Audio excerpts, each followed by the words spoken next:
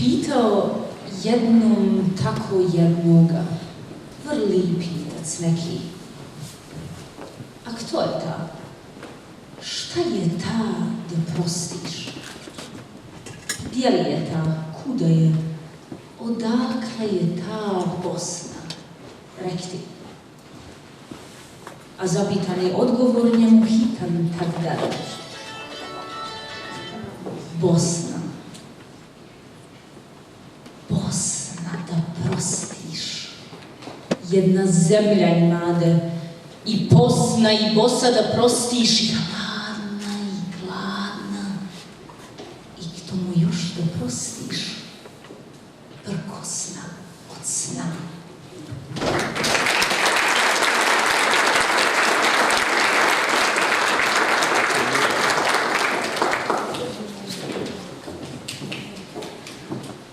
Sehr geehrte Damen und Herren, liebe Gäste, es ist mir eine große Freude, Sie heute zu einem ganz besonderen Anlass willkommen zu heißen. Gemeinsam feiern wir heute den 836. Geburtstag Bosniens. Über 8 Jahrhunderte hinweg hat Bosnien seine Identität bewahrt, sich immer wieder neu erfunden und ist trotz vieler Herausforderungen ein Ort geblieben, der Menschen mit seiner Schönheit und Tiefe berührt. Soeben durften wir außerdem eine eindrucksvolle Dichtung erleben. Die Rezitation eines der größten bosnischen Dichter, Magdistar. Sein Werk, Kunde über ein Land, ist weit mehr als nur eine Dichtung. Es ist ein poetisches Vermächtnis, das die Geschichte, die Natur und die Seele Bosniens in kraftvolle Worte fasst. Vorgetragen wurde dieses Meisterwerk von unserer talentierten Künstlerin Belma Bejtović.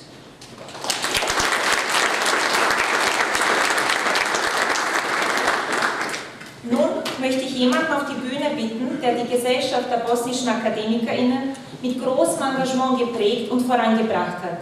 Bitte begrüßen Sie herzlich unseren Präsidenten Sirac Duhan.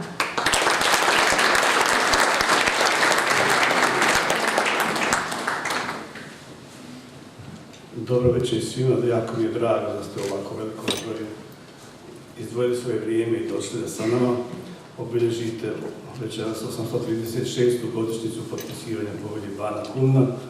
Mi nazivamo to i rođendan Bosne ili dan međudržavnih dobrosusjedskih odnosa. Sehr geehrte Freunde Bosniens, danke, dass Sie Ihre Zeit mit uns teilen. Ich heiße unseren geschätzten Gast aus Bosnien-Herzegowina herzlich willkommen, der Vizepräsidenten der Akademie der Wissenschaften, Herrn Professor Dr. Mirko Pejanović, der übrigens heute Abend über Povelja ausführlich sprechen wird.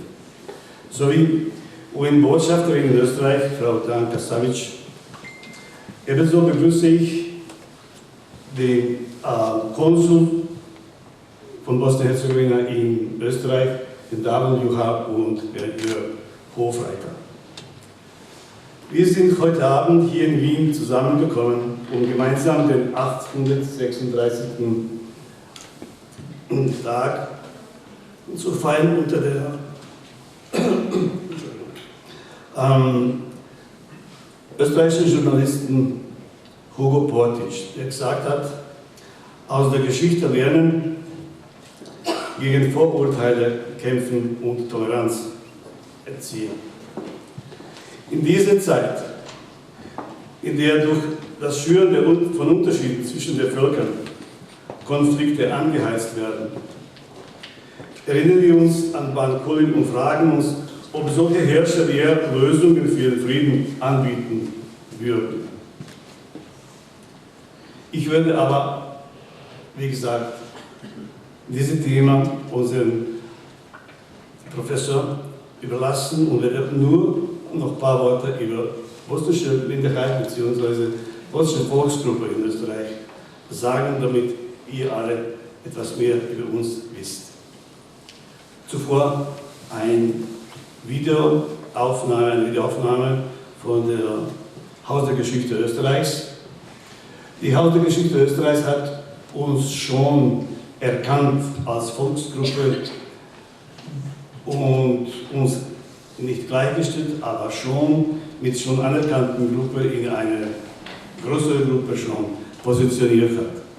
Und ein Film, darüber erstellt und 4-5 Minuten, sagen wir so, Essenz daraus wollten wir präsentieren. Dragi poslanki i poslanci, ja sam Siraj Duhan i mi smo odlučili da u našem radu izborimo se za priznanje bosanske nacionalne manjine u Austriji. Die Idee über die österreichische Bosnierin als Volksgruppe in Österreich kam im Jahr 1993, als die vorläufig letzte Volksgruppe in Österreich anerkannt wurde. Das waren die Roma und Sinti. Ich habe die Artikel in Standard gelesen und mit Interesse habe ich dann einen Besuch bei der Bundeskanzlei unterstattet mit der Bitte um Information, wie es mit Bosnien die Sache ist. Die haben aber damals gesagt, es ist sowas schon zu früh für Bosnien. Kommen Sie in 25, 30 Jahren, dann reden wir drüber. Und so war das, dass in 2019 dann ich einen Brief an Bundeskanzleramt wieder geschrieben habe, sogenannte Letter of Intent. Und ich habe mich dann eingeladen und wir haben etwas ausführlicher gesprochen. Ich habe dann gesagt, schau vor 26 Jahren war ich da, aber wenn Sie jetzt sagen, dass ich wieder in 25, 30 Jahren komme, ist auch kein Problem. Aber wir haben der Ball ist aufgerollt und es rollt runter. Mit jedem Tag ist größer und ist nicht aufzuhalten. Es ist nur die Frage, wann. Für mich gibt es zwei Gründe, warum die Anerkennung notwendig ist. Der erste ist die politische Natur. Ich möchte nicht erleben, dass irgendwer nach 20, 30, 100 Jahren kommt und sagt, ja okay, ihr seid nur die Gäste da und bitte verlasst das Haus. Die Geschichte hat uns leider gezeigt, dass sowas auch möglich war. Der zweite Grund ist, dass der laut Gesetz, der für anerkannte Volksgruppe gilt, Staat als solche kümmert sich um Erhalt des Volkstums und kümmert sich das Erhalt von Kulturgut von diesen anerkannten Volksgruppen weiterlebt. Das ist interessant insofern, dass wir dann begonnen haben, als erster Schritt bosnische Sprache hier anzuerkennen. Also die Schritte waren im Jahre 94, 95 gesetzt. Jetzt haben wir in Österreich zwar unter der BKS, Bosnisch, Kroatisch, Serbisch, aber das ist für uns eigentlich sekundär. Somit war das erste Zeichen dafür, dass auch Volksgruppe als solche eine Chance hat. Weil ohne Sprache wird schwierig. Dann haben wir dann gesehen, in weiterer Folge, was notwendig wäre, um diese Anerkennung zu bekommen. Es ist keine juristische Angelegenheit, weil juristisch gesehen, es gibt kein Gesetz, das sagt, wenn du das erfüllst, du bekommst das auch. So etwas Ähnliches ist eigentlich auch hier in den Volksgruppen. Die Volksgruppe muss da sein, muss sich zeigen, dass sie lebt, dass sie versucht, Kulturgut, Volkstum auch zu bewahren mit unterschiedlichen Aktionen. Und wenn man das auch zeigen kann und beweisen kann, dann wäre die Möglichkeit, weiter zu reden. Und wir sind jetzt gerade dort eigentlich. Wir reden mit Parlamentariern von allen Fraktionen und ich bin in guter Hoffnung, dass wir in der nächsten Legislaturperiode auch die Anerkennung bekommen. Da haben wir einen Weg zur serbischen Gruppe gesucht und Dachorganisation der Serben in Wien. Wir haben 3 Stunden darüber gesprochen.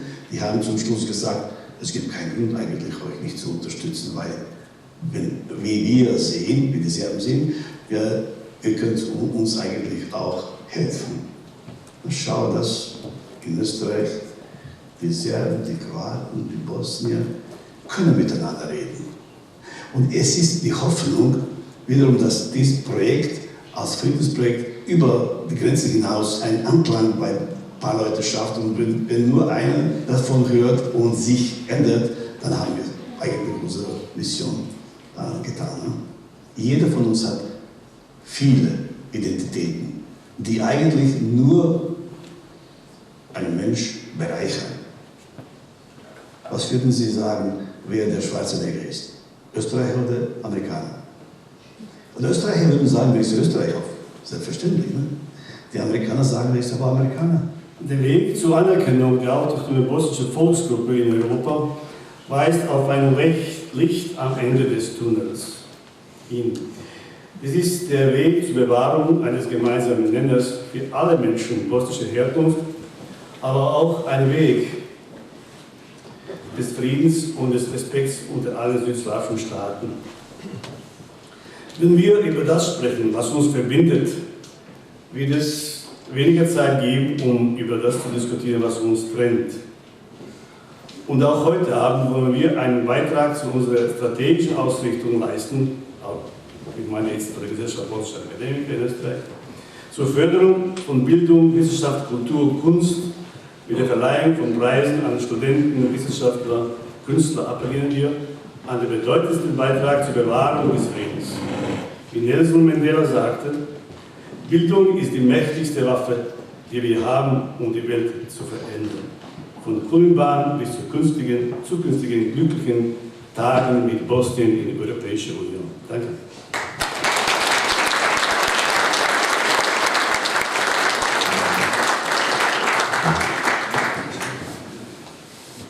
Nun darf ich zwei herausragende Musikerinnen auf die Bühne bitten. Leyla Smailovic-Julima und Hyun Sil. Heute Abend schenken sie uns mit dem Walzer von Dimitri Schostakowitsch einen besonderen musikalischen Moment, der uns in eine andere Welt entführen wird. Begrüßen wir sie gemeinsam mit dem großen Applaus.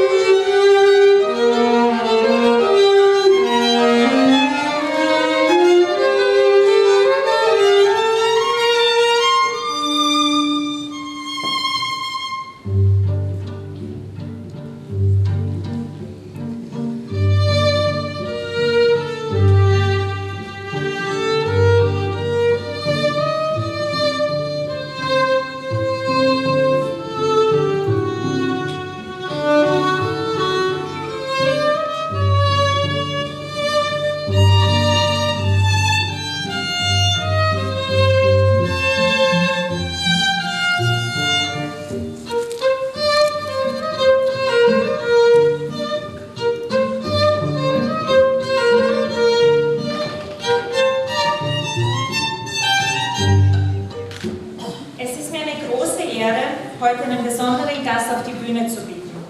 Er hat als Wissenschaftler und Politiker wichtige Spuren in der Geschichte Bosniens hinterlassen. Mit seiner Stimme für Frieden, Dialog und Zusammenhalt hat er unser Land über viele Jahre geprägt und inspiriert. Bitte heißen Sie mit mir herzlich willkommen Professor Dr. Mirko Pejanović.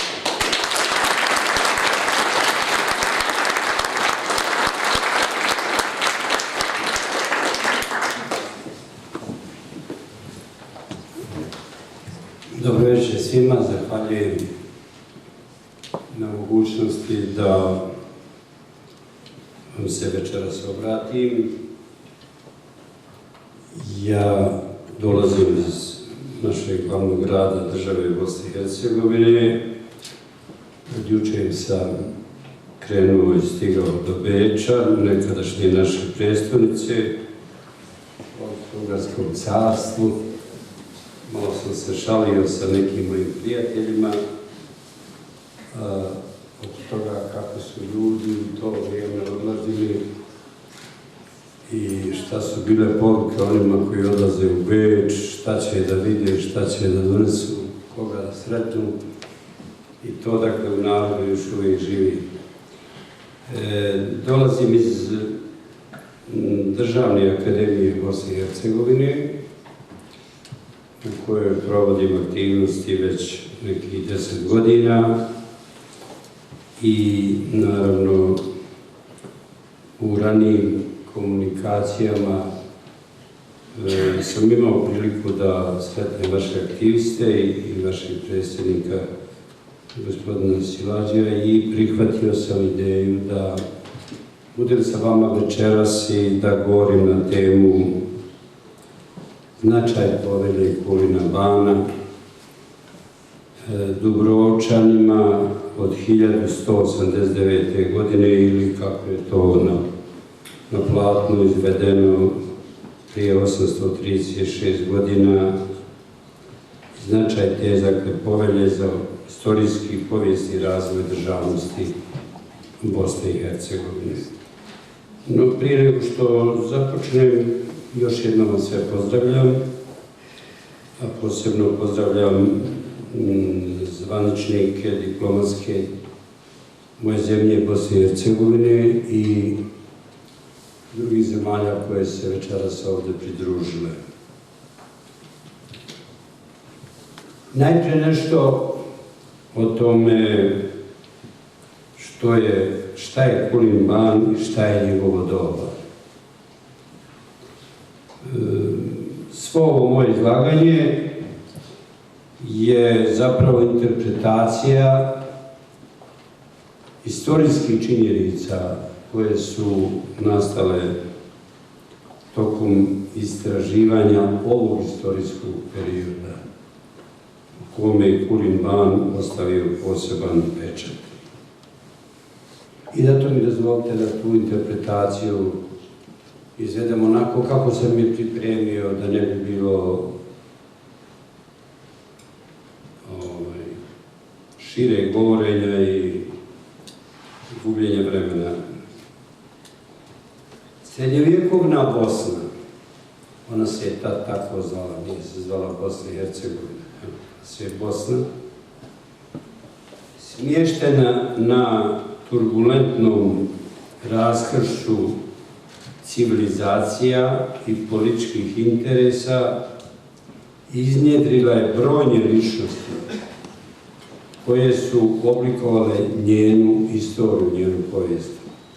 Među njima jedno ime izranjeno sa posebnom težinom i simboličkim značajem, to je Kulin Ban.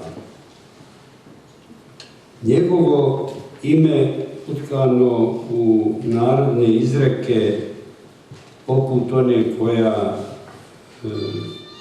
koliko vijekova živi u narodu, od Kulina Bana i do vrije dana, postalo je sinonim za razdoblje blagostanja, tadašnjeg, naravno govorimo o istorijskom kontekstu, stabilnosti i suvereniteta Bosne.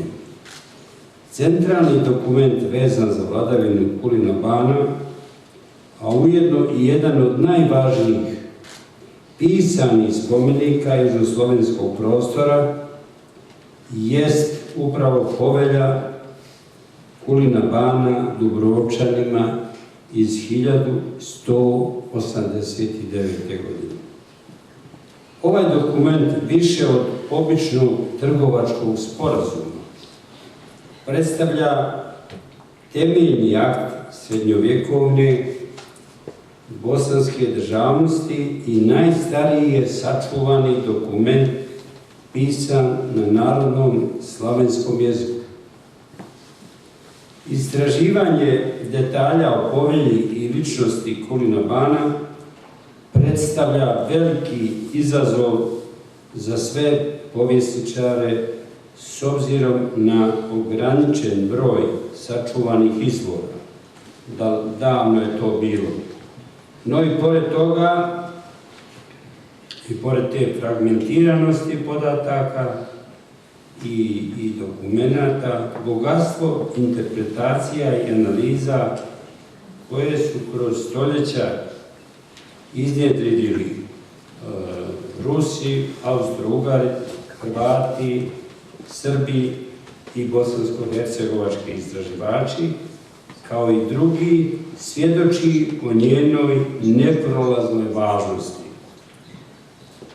Ovo izlaganje će nastojati, oslanjajući se na isključivo na priloženi tekst koji je pripremljen na bazi izbora i na bazi naučnih studija, pružiti sveobuhvatan uvid na značaj povelje Kulina Bana, naglašavajući njen povijesni kontekst, sadržaj, značaj za bosansku državnost, pismenost, te trajnu prisutnost u kolektivnoj memoriji žitelja Bosne i Hercegovine. Najpre o tome koje su glavne odrednice ličnosti Kulina Bana kao vladara srednjovjekovne Bosne. Kulin Ban, vladar Bosne s kraja 12. i početka 13. stoljeća, u povijesnoj naraciji Bosne i Hercegovine zauzima posebnu poziciju. Za njegovo se ime vezuje srednjovjekovna državnost Bosne, te u autorstvo čuvene povelje Dubrovčanima iz 1189. godine. Njemu se pripisuju zasluge za razdoblje blagostanja koje je donio stanovnicima tadašnje Bosne. Tituliran je kao najvještiji srednjovjekovni diplomat, spretan vojskovođa te mudar i razuman čovjek. Njegov je lik duboko ukorijenjen u narodnu predaju, o čemu svjedoče pjesme, dječje prejavice i sl. Kako je nastala ili nešto o nastanku povelje Kulina Bana, koja ima višestruki značaj za povijest Bosne i Hercegovine.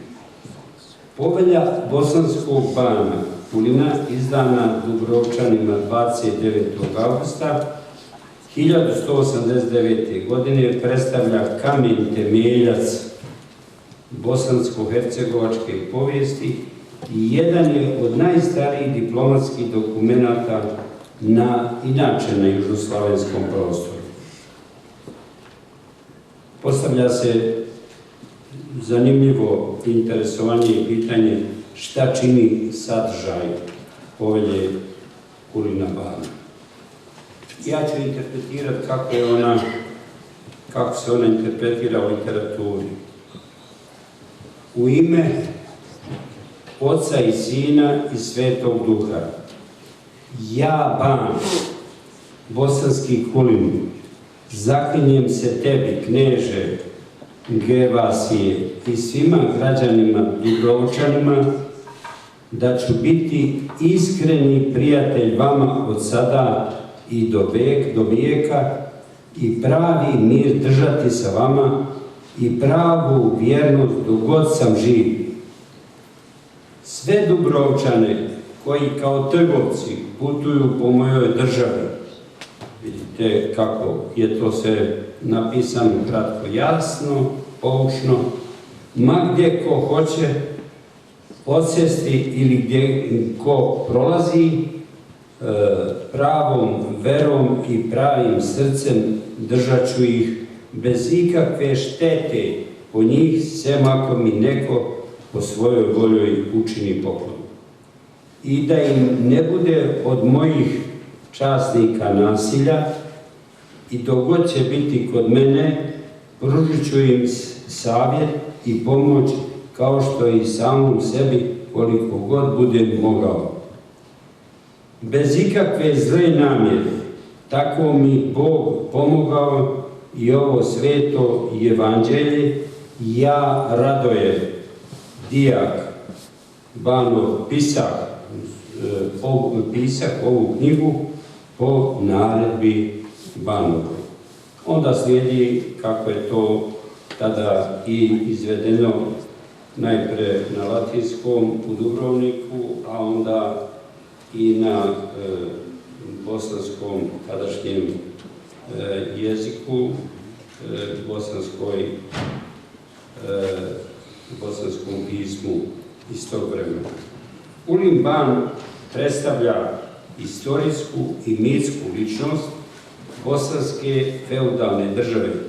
Prema sačuvanim dokumentima, 8 je pisani i 1 napis na kamenom spomeniku u kojima se spominje njegovo ime. Vidi se da je Kulim Ban bio bosanski ban u periodu od 1180. do 1204. godine. U to vrijeme Bosna se formira kao samostalna, naglašava se u ovim studijama istraživača, kao samostalna i uređena država, što svakako doprinosi njenom ekonomskom razvitku i prosperitetu.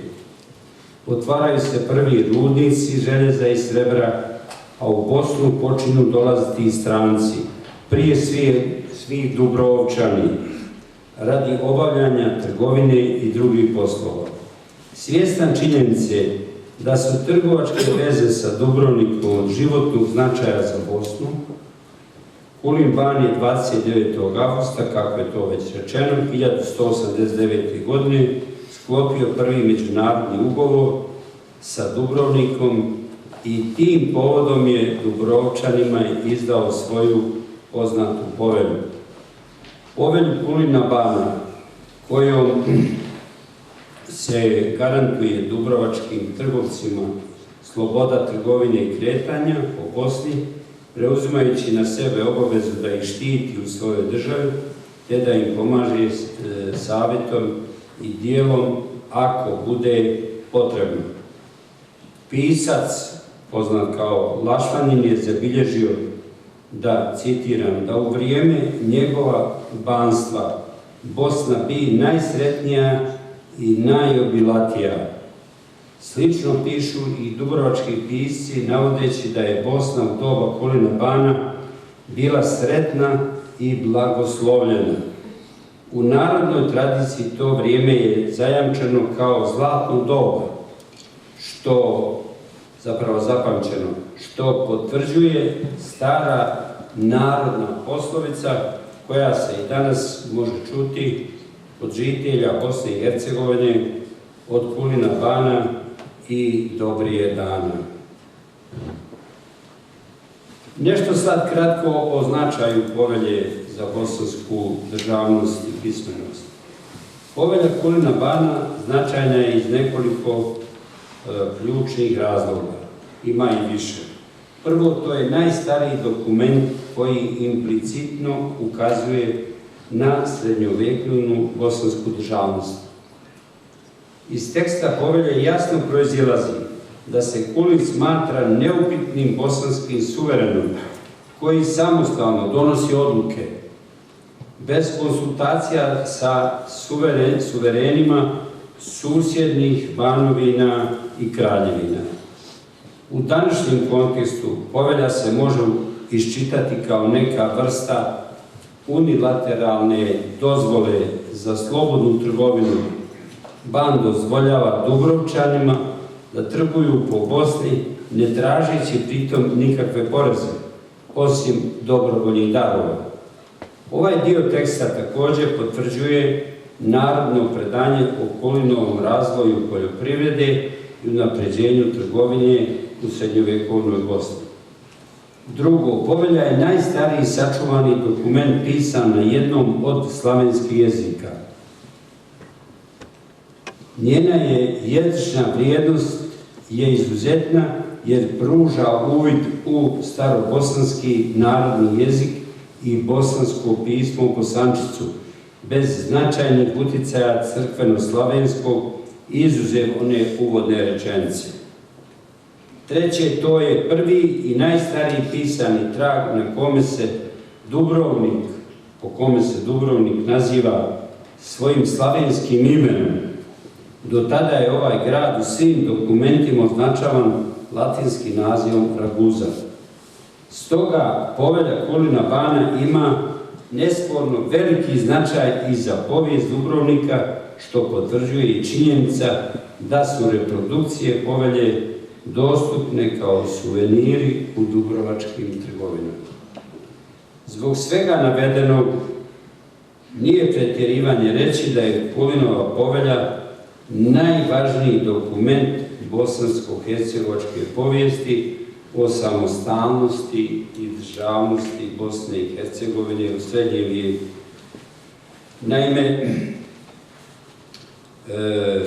povodom 800 godina povelje u Sarajevu je organizovan, tako prije 30 godina i nešto, organizovan veliki naučni skup čiji je rezultat objavljena studija upravo u Akademiji nauka i umjetnosti Bosne i Hercegovine, s koje dolazim s prilozima eminentnih naučnih autoriteta tadašnje Jugoslavije, kao što su Simo Ćirković, poznati istoričar, koji je veoma objektivno pisao o Bosni i Hercegovini, Desanke Kovačević-Kojić, akademkinje Akademije nauka i umjetnosti Bosne i Hercegovine, Nevenke Gošić i Asima Pece, kao i drugih.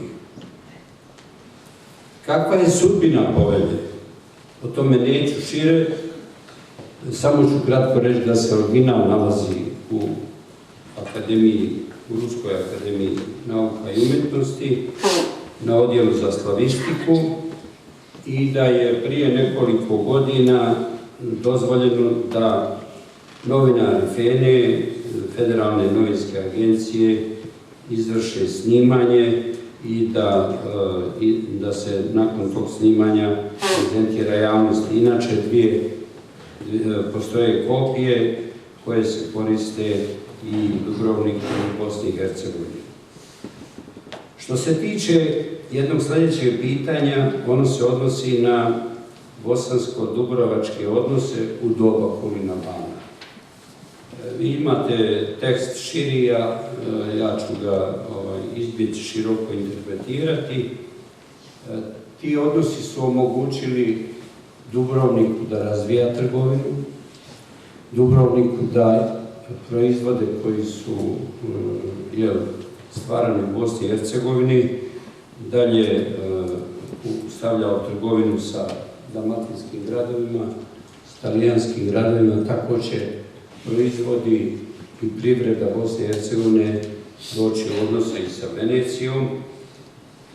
A ono što je posebno važno, to je da je u obostranoj trgovinskoj i privrednoj saradnji Dubrovnika i Bosne i Hercegovine napredovala Bosna i Hercegovina i da je u to vrijeme Bosna i Hercegovina dostigla jedan nivo u tadašnjim okolnostima razvoja koji se smatrao razvoj u izobilju i uspješan razvoj, i zato postoji ona uzrečica, ona narodna poslovica da je taj razvoj proizveo jedan odnos prema vladaru i da je to ostalo u istoriji za Kulina Bana i do prije dana.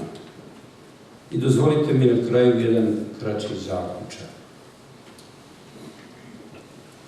Povelja Kulina Bana izdana je 1189. godine Dubrovčanima, ne samo da predstavlja najstariji sačuvani državni dokument Bosne, jedan od najranijih pisanih spomenika na slavenskim jezicima, već je i fundamentalni izvor za razumijevanje srednjovjekovne bosanske državnosti, ekonomske politike i diplomatske odnosa u to doba.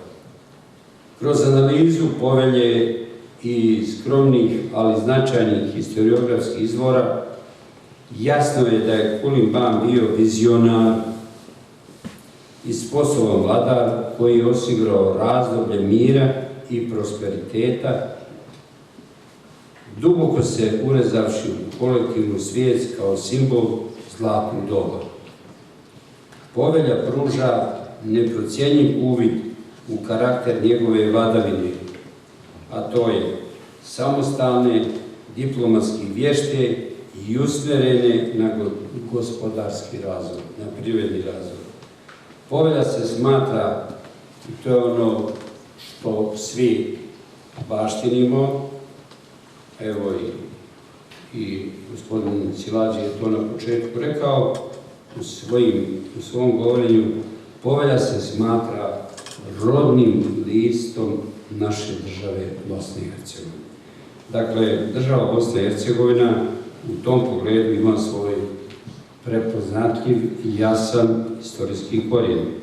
Proučavanje Kulina Bana i njegove povelje ostaje trajan izazov za povjesničare, ali i nadahnuće za sve one koji cijene dubinu i kontinuitet bosansko-hercegovačke povijesti, kao što i vi to činite večeras. Ja vam čestitam i hvala vam.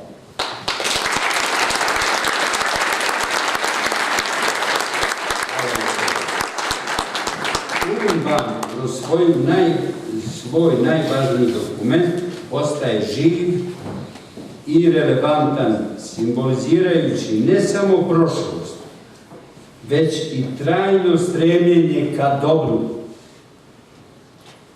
ka prosperitetu, utjelovljeno u besmrtnoj izreci od Kulina Bana i dobrije dana, kako reče gospodin Silađi, od Kulina Bana i budući dobrije dana. Bosna je, i još nekoliko riječi koje želim iskazati povodom ovog važnog historijskog dokumenta. Pokušao ću napraviti jedan most od dokumenta do današnjeg doba.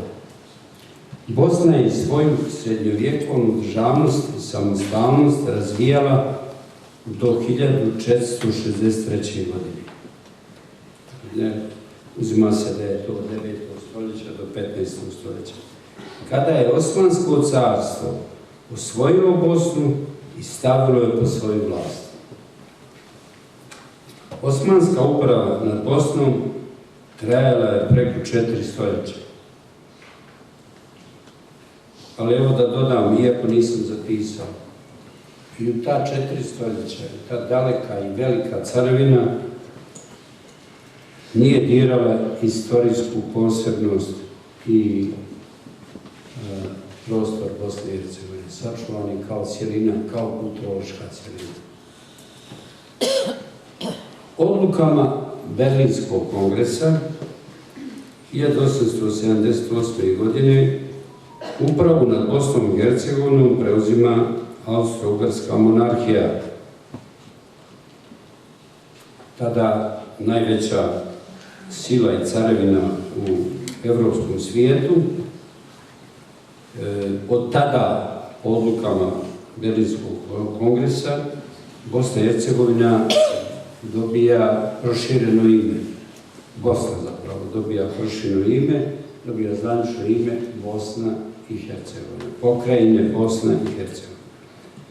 U 40 godina svoje uprave nad Bosnom i Hercegovinom, i drago mi je da ovdje to mogu reći pred državljanima Austrije današnje, izvedena je modernizacija Bosne i Hercegovine u svim oblastima razvoja, privrednom, kulturnom, obrazovnom, urbanističkom i saobraćaju. O tome postoje brojne knjige, ali evo samo da ja kao sociolog i politolog kažem da je austrougarsko doba uvelo u Bosni i Hercegovini po prvi put industrijsku civilizaciju, industrijski razvoj i tržište. Bila je to prvobitna, evo je sad sloboda, možda zaključivanja, ne bih rekao maštanja, jer postoje činjenice, prvobitna evropeizacija Bosne i Hercegovine na način kako je tad živjela cijela Evropa. U dvije Jugoslavije, Kraljevini i Socijalističkoj Jugoslaviji, Bosna i Hercegovina je egzistirala do 1992. godine. Te godine je Bosna i Hercegovina kao jedna od 6 republika Jugoslavije nakon i u okviru procesa disolucije SFRJ referendumom građana postala suverena i nezavisna država i dobila priznanje najprije od evropskih zemalja, članica Evropske unije, a potom vodećih svjetskih sila, članica Vijeća sigurnosti, da bi do kraja te godine, odnosno do novembra, 70 i nekoliko zemalja svijeta dalo međunarodno priznanje Bosni i Hercegovini. Po završetku rata, ili ratnog vremena 1992-1995. godina, uspostavljen je Dejtonski mirovni sporazum, od kada Bosna i Hercegovina, zahvaljujući tom sporazumu, prolazi kroz historijski proces integracije u euroatlantske institucije, posebno u Evropsku uniju. U tom procesu od 1995. godine do ove današnje godine 2025.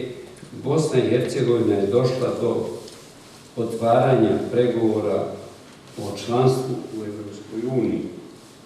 Mi smo odluku o otvaranju pregovora dobili, nismo još dobili datum početka pregovora, ali odluku pregovora smo dobili. Stoga, a ovdje sam bio prije 10 godina, bila je tema provođenje Dejtonskog mirovnog sporazuma i budućnost Bosne i Hercegovine. Ovdje moramo sažeto govoriti, kratko da bi priveo kraju. Stoga je budućnost države Bosne i Hercegovine izvjesna, a izvjesna je putem i na putu postizanja članstva u Evropskoj uniji. Hvala vam što ste me slušali.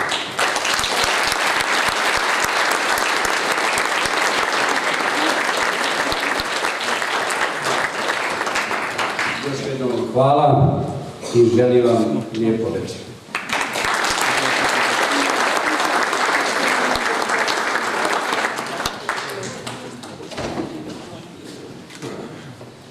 Heute dürfen wir etwas ganz Besonderes erleben. Berma Betović wird uns das Stück Terra Bosnia vortragen.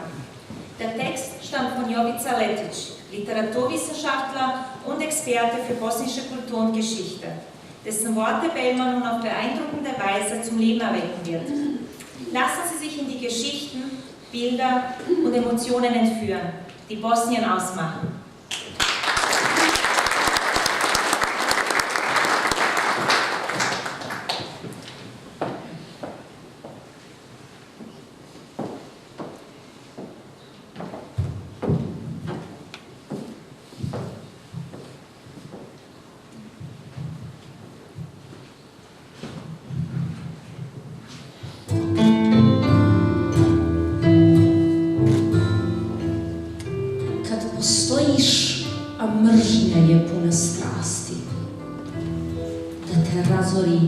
Da te zatre i da te nema, ti začudo postojiš još jače, vidljivija, još više stamena, u neizmjernosti ljubavi zaštićena i sigurna.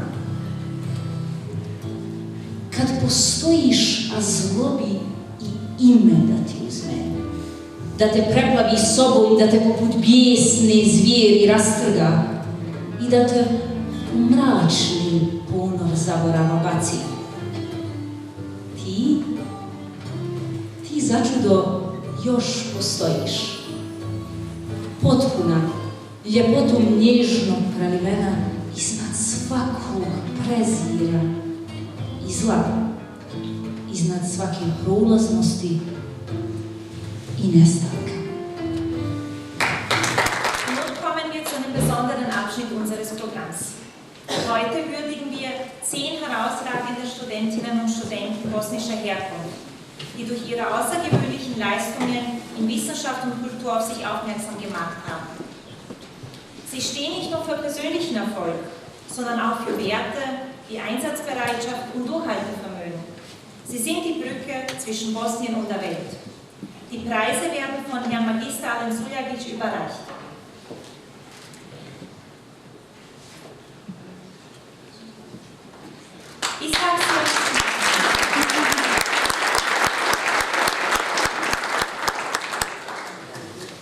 Ishak Siamodzic hat während seines Bachelorstudiums durch außergewöhnliche Leistungen überzeugt. Mit großer Leidenschaft und unstillbarer Neugier für Computerwissenschaften und digitale Kommunikation hat er sich an der Fachhochschule Campus Wien als vorbildlicher Student erwiesen.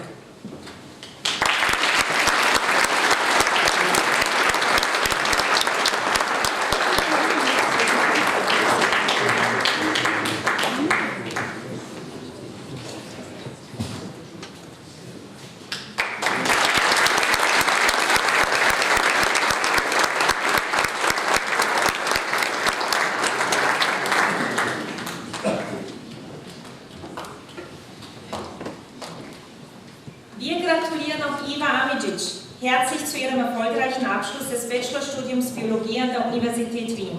Mit ihrer Begeisterung und ihren herausragenden Leistungen hat sie eindrucksvoll bewiesen, dass wissenschaftliche Exzellenz und Engagement Hand in Hand gehen.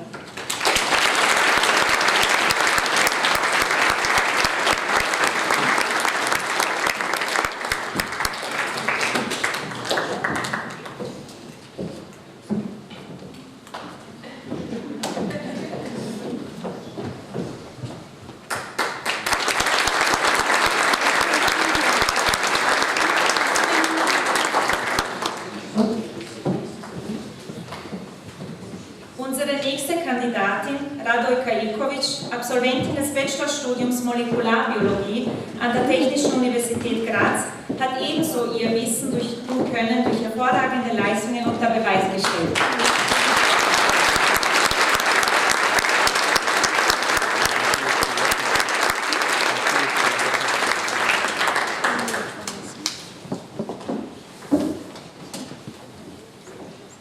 Weiters ehren wir heute auch unsere nächsten Absolventen, Edin Čaušević, der sein Bachelorstudium Maschinenbau an der Technischen Fakultät in Bihać mit großem Erfolg abgeschlossen hat und nun seinen Bildungsweg in Österreich fortsetzt.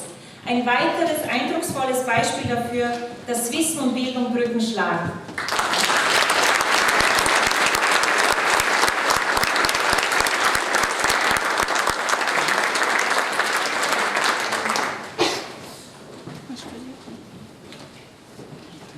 Unser nächster Preisträger hat mit seinem herausragenden Notendurchschnitt im Zahnmedizinstudium an der Medizinischen Universität Graz die gesamte Kommission tief beeindruckt. Sein Engagement und seine Leidenschaft für die Medizin machen ihn zu einem Vorbild für alle Studentinnen und Studenten. Einen Applaus für Alen Saracevic.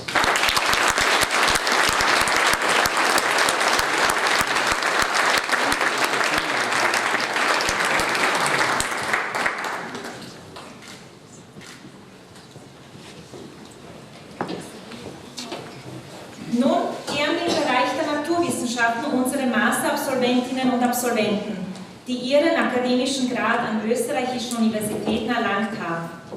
Unsere erste Kandidatin ist gleich doppelte Preisträgerin. Bereits im Jahr 2023 wurde sie von unserer Gesellschaft ausgezeichnet. Heute dürfen wir ihr erneut gratulieren. Einen herzlichen Applaus für Deana Paponiak, die ihr Masterstudium Chemie an der Technischen Universität Wien mit Auszeichnung abgeschlossen hat.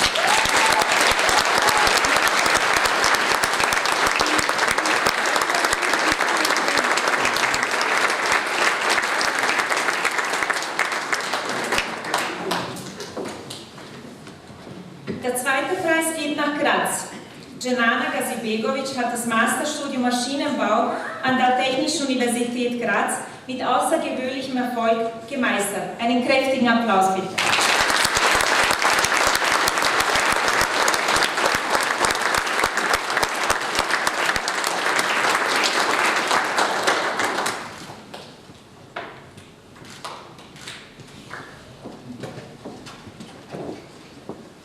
Auch unser nächster Absolvent nimmt den Preis mit nach Graz. Wir gratulieren herzlich Adnan Arnautovic, der mit seinem Masterabschluss in Computer Science an der Technischen Universität Graz sowie durch sein außerordentliches Engagement ein eindrucksvolles Zeichen gesetzt hat.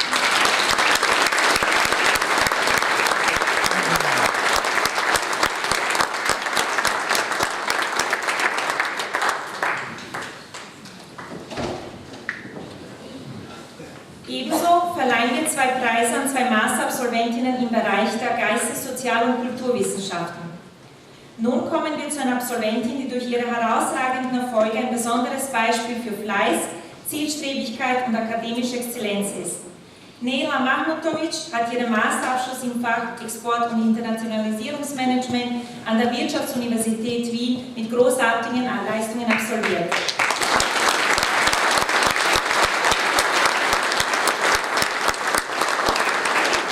Ich muss nur leider anmerken, dass sie leider aus gesundheitlichen Gründen heute nicht dabei sein kann. Aber sie wird den Preis sowieso noch bekommen. Wir gratulieren auch herzlich Jasmina Djanic. Sie hat ihr Masterstudium E-Education, digitales Lerndesign, an der Universität für Weiterbildung Krems erfolgreich abgeschlossen und damit ein starkes Zeichen für Innovation im Bildungsbereich gesetzt.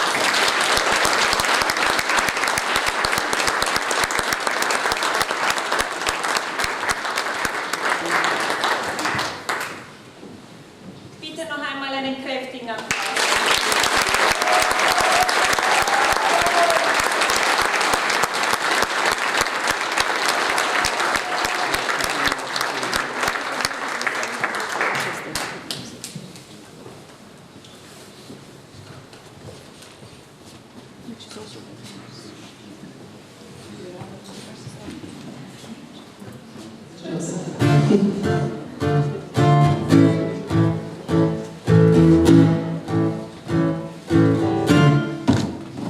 Jede Stadt hat gute und auch schlechte Seiten, gibt es doch einige Unerträglichkeiten.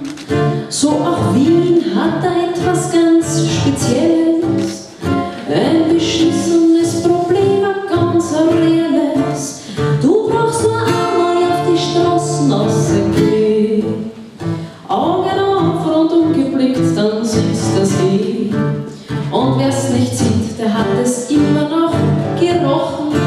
Es bleibt in der Nase gleich für viele, viele Wochen. Jesus, nein, ich bin wieder in der Hundstrin gestiegen.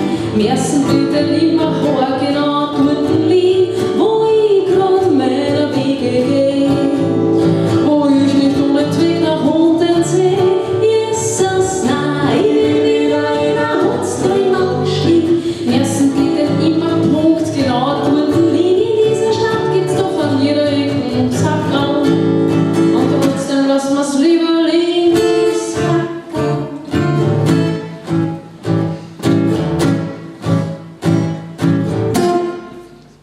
Kaum zu glauben, diese Vielfalt ist immens, in der Größe, in Geruch und Konsistenz. Die Rate ist exponentiell gewachsen, drum ein paar Tipps von uns für saubere Haxen. Der erste Vorschlag ist die App fürs Telefon. Da gibt's frei Haus, die Häuferinformation, die Gefahrenzonen aktualisiert und rechtzeitig im Akutfall aller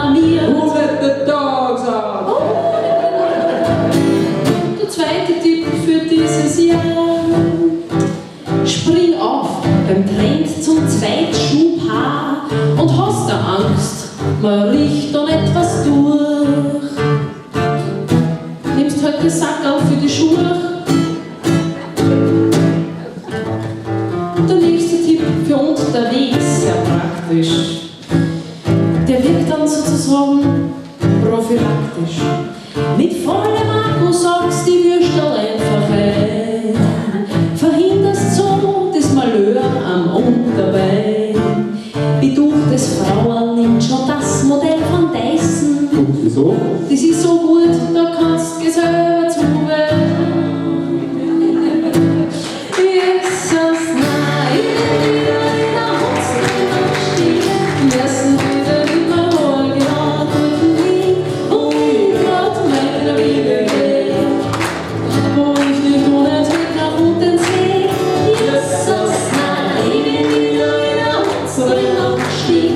Müssen wieder immer Punkt genau durch den Weg. In dieser Stadt gibt's doch an jeder Ecke Sackerl. Und trotzdem lassen wir's lieber liegen, ist gaga. It's just a jump to the left.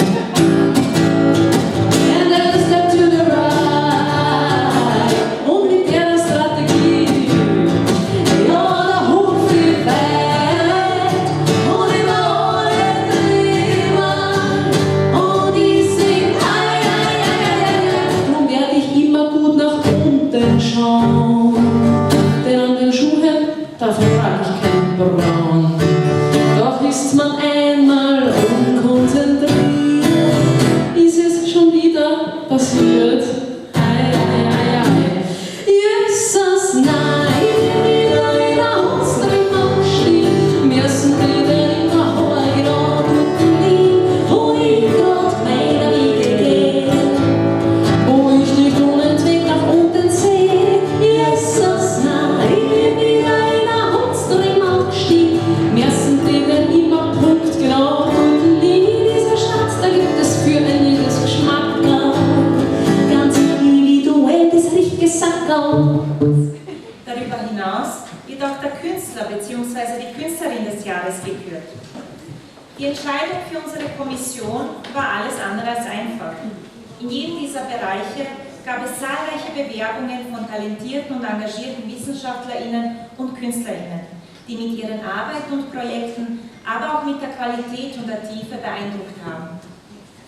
In der Kommission für die Auswahl der Künstlerin bzw. des Künstlers des Jahres sind Dr. Sofia Bayraktarevic, Musikethnologin und Gründerin der Organisation Culture for Peace, Dr. Adis Fesic, bosnischer Bildhauer und wissenschaftlicher Mitarbeiter an der Monash University, Isvan Ujezinovic, Maler, Literaturwissenschaftler und Filmregisseur, Šimo Ešić, Schriftsteller, Geschichtenerzähler, Dramatiker und Journalist, Zia Sokolovic, Schriftsteller, Schauspieler und Regisseur und Duško Dimitrovski, Journalist, Filmkritiker sowie Mitglied der Jury der Filmfestivals in Sarajevo, Pula und Split.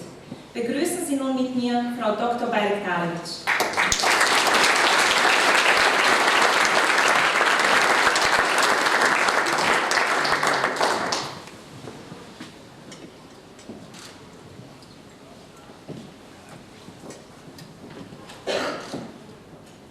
Poštovana publiko, dragi gosti, Bosansko akademsko udruženje je jedno od rijetkih, a možda i jedino udruženje građana porijeklom iz Bosne i Hercegovine u Europskoj uniji koje sistematski prepoznaje, nagrađuje i promoviše talentovane mlade naučnike i umjetnike. Kroz ovakvu inicijativu Bosansko akademsko udruženje jasno pokazuje svoj stav prema ovim mladim ljudima, videći u njima nosioce jedne moguće slike bosansko-hercegovačkog društva, kako u zemlji porijekla, tako i širom svijeta. Jedne slike, odnosno tog odraza kulture, koji svako uspješno, humano i ka održivoj budućnosti orijentisano društvo čini prepoznatljivim i poželjnim. Riječ je o svojevrsnoj ličnoj iskaznici koju bi današnje, ali i sve buduće generacije mogle s ponosom nositi i u njoj nalaziti inspiraciju. Zbog toga nagrađivanje ovih mladih ljudi predstavlja ogledalo za njih, ali i za sve nas, u kojem će prepoznati svoje porijeklo kao snagu, a ne kao prepreku. Sehr geehrtes Publikum, liebe Gäste, der Bosnische Akademische Verein ist vielleicht die einzige Organisation bosnisch-herzegowinischer Herkunft in der EU, die junge Talente in Wissenschaft und Kunst systematisch erkennt und fördert. Damit zeigt der Verein klar, diese jungen Menschen sind ein mögliches Bild unserer Gesellschaft, im Herkunftsland und in der Welt. Ein kulturelles Spiegelbild, das eine zukunftsorientierte Gesellschaft ausmacht, eine Art Ausweis, den heutige und künftige Generationen mit Stolz tragen können. Die Anerkennung ihrer Herkunft wird so zur Stärke, nicht zur Hürde. Zato svi oni koji na bilo koji način podržavaju ovu inicijativu, bilo kroz priznanje, poštovanje ili konkretno pomaganje i učešće, direktno i djelotvorno doprinose tome da svako dijete, svaki mladi čovjek, ali i pripadnici svih drugih generacija, gdje god da se nalaze u svijetu, mogu sa ponosom i samopouzdanjem reći: porijeklom sam iz Bosne i Hercegovine. Deshalb trägt jede Form der Unterstützung, ob durch Respekt, Mitwirkung oder konkrete Hilfe dazu bei, dass Menschen weltweit stolz sagen können: ich stamme aus Bosnien und Herzegovina. Priznanja koja večeras, kao i niz godina ranije, dodjeljuju Bosansko akademsko udruženje, imaju i dodatnu težinu. Iz razgovora sa dosadašnjim dobitnicima, kao i kandidatima za ova priznanja, uvijek se iznova primjećuje koliko im ta priznanja znače, koliko ih čine sretnima, ponosnima i dodatno motivisanima. Jer, nažalost, mnogi talentovani mladi ljudi porijeklom iz Bosne i Hercegovine bivaju ranije prepoznati i nagrađeni od strane međunarodnih institucija nego od onih koji nose ime njihove zemlje porijekla, bilo u samoj Bosni i Hercegovini, bilo u dijaspori. Die heutige Auszeichnungen, die auch in der vergangenen Jahren, haben besonderes Gewicht. Viele Preisträger betonen, wie viel ihnen diese Anerkennung bedeutet. Leider werden junge Talente oft zuerst international erkannt, bevor Organisationen und Institutionen aus ihrem eigenen Herkunftsland sie würdigen, ob in Bosnien und Herzegowina oder in der Diaspora. Nagrada Umjetnik, umjetnica godine, ustanovljena je s uvjerenjem da umjetnost predstavlja izuzetno snažan alat u oblikovanju kulture stvaranja i razvoja, ne razaranja. Upravo zbog toga dobitnike ove nagrade ne doživljavamo samo kao ambasadore bosanske kulture, već i kao predstavnike kulture svih sredina u kojima živimo, djelujemo i na koje svojim radom utječemo. Der Preis Künstlerin des Jahres würde mit dem Ziel ins Leben gerufen, Kunst als aktiven Beitrag zur Förderung einer Kultur der Kreativität und Entwicklung zu würdigen. Die Preisträgerinnen gelten nicht nur als Botschafterinnen der bosnischen Kultur, sondern auch der kulturellen Vielfalt unserer Gesellschaft. I zadovoljstvo nam je da večeras proglasimo dobitnika ovog značajnog priznanja za 2025. godinu. Riječ je o izuzetno mladom umjetniku, nositelju nagrade Umjetnik godine 2025. Es ist uns eine große Freude, den diesjährigen Preisträger bekannt zu geben. Künstler des Jahres 2025 ist Einar Čolak.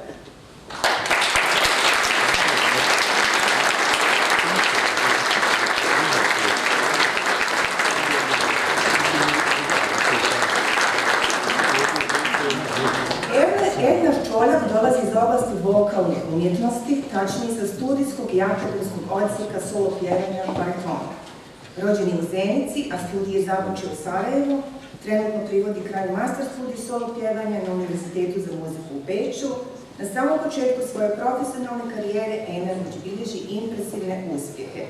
Iza njega su brojne uloge u koncertnim i operskim produkcijama u Austriji i drugim europskim zemljama. U martu 2026. godine imat ćemo priliku gledati ga u velikoj produkciji Mozartove opere Kosif und Tutte, koja će biti izvedena u dvorcu Schönburg u Beču. Enercholak ist Bariton und spezialisiert sich auf klassischen Gesang. Stammte aus Zenica, begann sein Studium in Sarajevo und schließt derzeit seinen Master an der Universität für Musik in Wien. Trotz seines jungen Alters hat er bereits bedeutende Rollen in Opern und Konzerten in Europa übernommen. Im März 2026 wird er in Mozart Kosif und Tutte im Schloss Schönburg in Wien auftreten, ein weiterer Meilenstein seiner Karriere. Njegov izuzetan umjetnički talent, niz profesionalnih dostignuća, predanost i jasna posvećenost ciljevima ono je što obilježava i krasi ovogodišnjeg laureata. Stoga, s punim uvjerenjem i ponosom možemo reći, nagrada Umjetnik godine još jednom odlazi u prave ruke.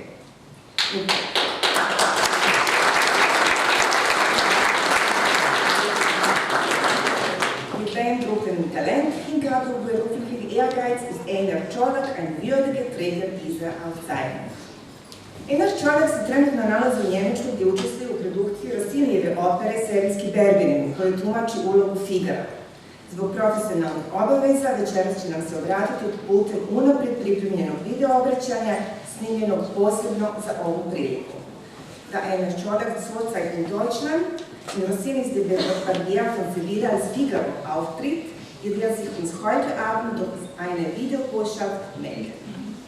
Dakle, sad prepuštam pozornicu dobitniku nagrade Umjetnik godine 2025 i zamolit ću tehniku da pusti snimljene videozapise. Hvala lijepa. Dragi gosti, velika mi je čast biti izabran za ovogodišnjeg dobitnika nagrade Umjetnik godine 2025. Ja se trenutno nalazim u Augsburgu, Njemačkoj, zbog okvirne produkcije serijskog brijača. Vrijedno radimo na pripremama za premijeru, te sam zbog toga spriječen da prisustvujem večerašnju svečanost. Prije svega želim da se zahvalim društvu bosanskih akademika u Europskoj uniji i Austriji, što su prepoznali moj trud i rad i nagradili ovim priznanjem. Ovo je jedan veliki motivator da nastavim raditi, da se razvijam kao umjetnik, te da kao muzički ambasador predstavljam Bosnu i Hercegovinu na način koji je dostojan naše tradicije i kulture. Za mene ova nagrada ne predstavlja samo dostignuća iz ove godine, već sve izazove i prepreke prijeđenih svih ovih godina. Rođen sam i odrastao u Ploču, malo naselje na ulazu u Zenicu i uvijek sam imao velike ciljeve i snove. Što su ciljevi bili veći i nedostižniji, tako je moja motivacija rasla i evo primiti ovu nagradu u Beču, Svjetskom centru kulture je definitivno ostvarenje jednog od snova. Sad moj dosadašnji uspjeh ne bi bio moguć bez uvjetne podrške moje porodice, a pogotovo mojih roditelja, majke Mirnese i oca Zifnije, koji su mi ugradili temelje i moralne smjernice za život.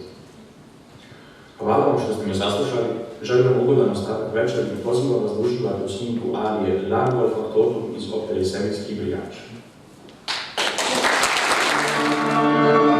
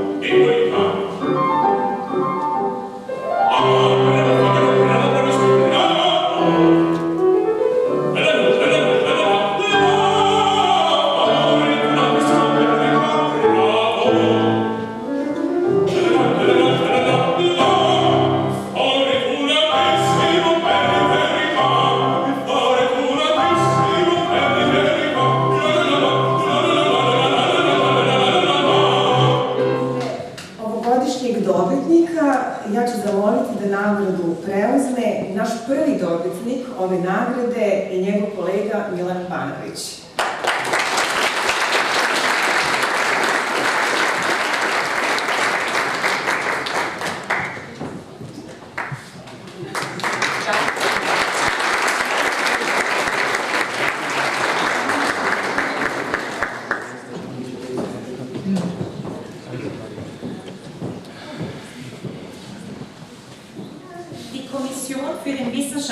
Bzw. die Wissenschaftlerin des Jahres im Bereich der Naturwissenschaften setzt sich aus Frau Magistra Dr. Nermina Malanovic, Senior Scientist am Institut für molekulare Biowissenschaften an der TU Graz, Herr Diplom-Ingenieur Dr. Edin Mulasalihovic, Universitätsprofessor an der Fakultät für Technik und Wirtschaft der New Design University St. Pölten, sowie Frau Diplom-Ingenieurin Dr. Asra Korjenic, Universitätsprofessorin und Leiterin des Forschungsbereiches Ökologische Bautechnologien an der TU Wien.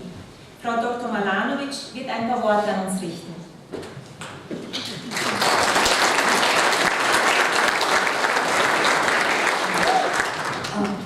Ich begrüße Sie ganz herzlich auch von unserer Seite, von Edin und auch mir.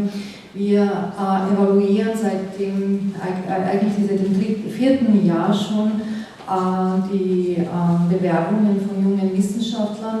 Das sind meistens Wissenschaftler, die ungefähr 2 Jahre nach ihrer Doktorarbeit ihre Füße in der wissenschaftlichen Welt etablieren, und sie zeichnen sich meistens durch sehr hervorragende akademische Qualifikationen, die halt wirklich Maßstab und Grundlage für weitere Karriere bilden. Wir haben uns quasi diese Jahre sehr gute Kandidaten aussuchen können. Wir haben heuer zum Beispiel unsere Preisträger mit dem Nobelpreisträger David Baker gesehen. Er arbeitet in seinem Labor. Wir haben einen Kandidaten quasi im österreichischen Parlament gesehen, dass er hat eine Auszeichnung bekommen für seine akademische Leistungen.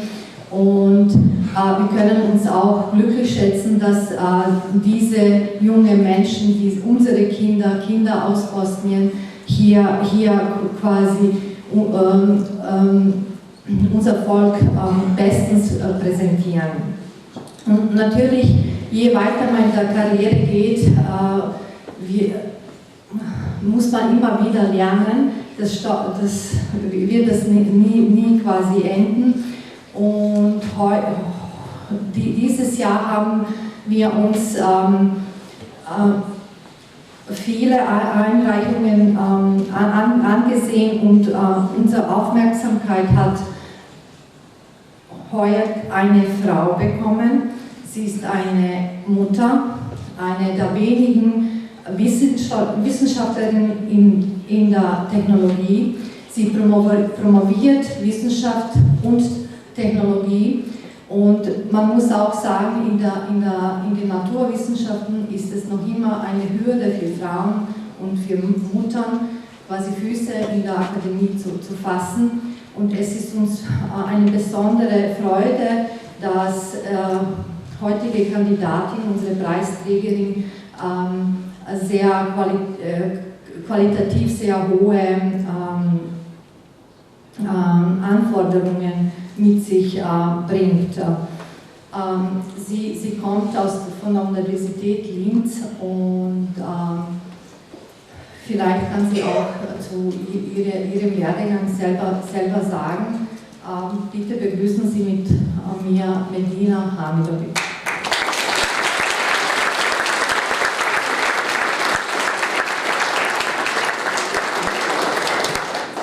Vielleicht kann ich noch anmerken, Sie wissen, dass Wissenschaftler oft Denker sind, sie reden nicht so gerne, und das ist auch etwas, womit sie uns überzeugt hat. Sie kommuniziert Wissenschaft, und das ist wirklich etwas, was nicht nur trivial ist. Ja, danke. Ich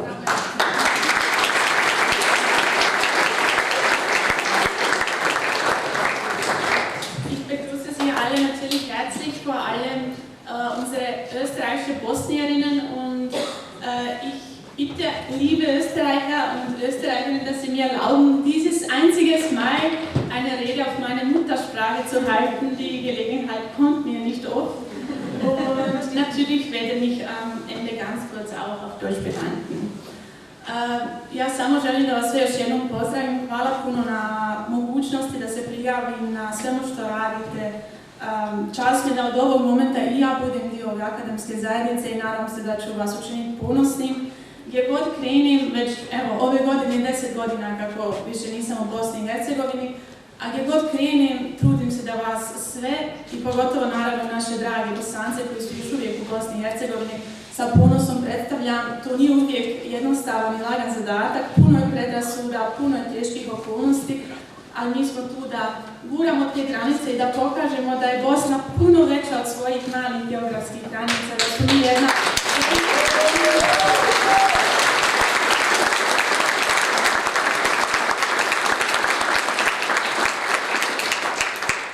Da su mi jedna velika zemlja koja nije samo ono što se nalazi unutar svojih granica, nego da je tu puno potencijala i da smo mi svi, ja se uvijek tome divim, gdje god odem, živjela sam i u Velikoj Britaniji, Norveškoj, Mađarskoj, evo sad sam ovdje, uvijek upoznajem toliko naših ljudi i uvijek kažem, mi gdje god odemo, mi se dočekamo na noge i mi uspijevamo. To je nešto što nama toliko prirodno dolazi i evo, ja sam ponosna što sam jedna od tih ljudi. Ako mogu za sebe nazovem tako mlado, još uvijek uspješnom, ali trudim se da budem. I evo stvarno, što bi moj sin rekao, mama, kad smo ovako neki lijepi momenti, on kaže Milina mama. Eto, ja ne znam šta više da kažem nego Milina.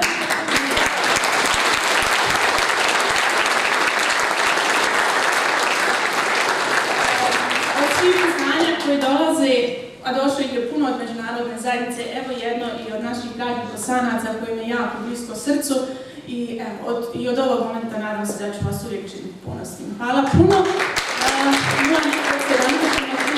Alle liebe Österreicher haben mir eine Chance gegeben haben, dass ich so viel in Österreich beitragen kann. Ich bin natürlich auch sehr stolz, meinen Weg, meine Karriere hier zu bauen. Es gibt eine besondere Beziehung zwischen Bosnien und Österreich und wir werden das natürlich weiter fordern. Ich bedanke mich nochmal. Dankeschön.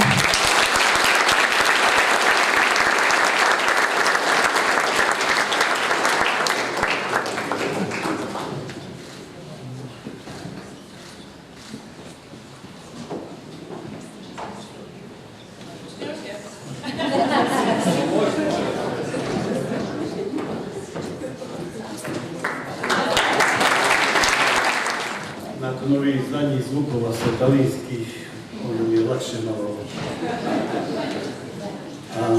da završimo ovu večerašnju dodjelu nagrada,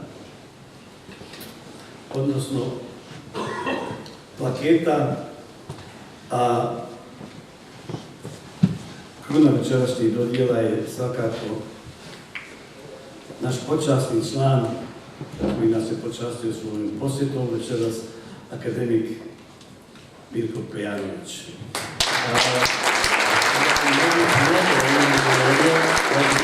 Da smo čuli od njega i od naše moderatorice večeras, a i samog profesora, dosta lijepih riječi, tako da nećemo da govorimo o njemu.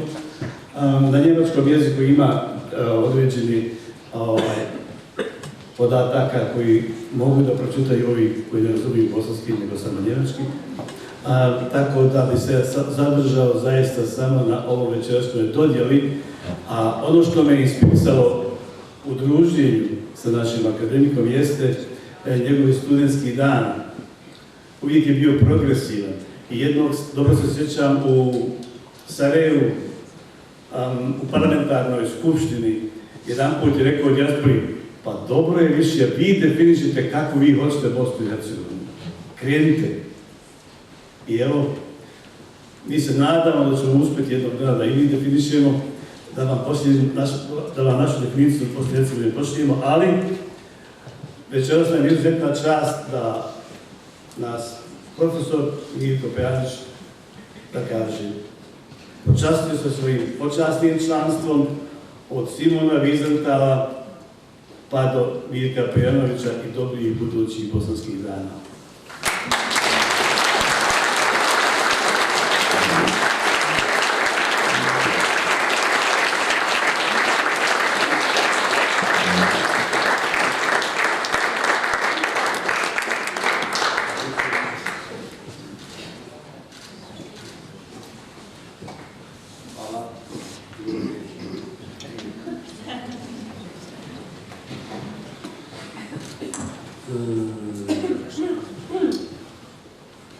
Sad sam me sjetio na veliki skup organizacija koje je u velikom broju zemalja svijeta, a dijaspora su u Bosni i Hercegovini. Sjetio sam jer sam tada, poslije što sam nešto govorio, obećao da ću doći u Beč i da ću učestvovati u vašim aktivnostima. Evo, službom je došao sam. Hvala vam da smo bili zajedno. Hvala vam da sam ovo sve mogao vidjeti i doživjeti. A mene je do srca dirnulo to što vi večeras uz ovu organizaciju uspijevate da promovišete mlade ljude, njihove ambicije, njihova znanja. Znanje opšte je dobro i gdje god ga ljudi iz Bosne i Hercegovine stekli, ono će biti u funkciji dobra i napretka, ali vas također sve vas pozivam ne samo da mislite na zemlju svog rođenja i porijekla, nego da doprinosite da naša zemlja, država Bosna i Hercegovina bude u punom kapacitetu evropska i europeizirana, iz koje će ljudi odlaziti ili se vraćati. A što se tiče Evrope, ja sam to studentima svo vrijeme govorio, ona je naša velika kuća, a naša mala kuća je Bosna i Hercegovina. Hvala.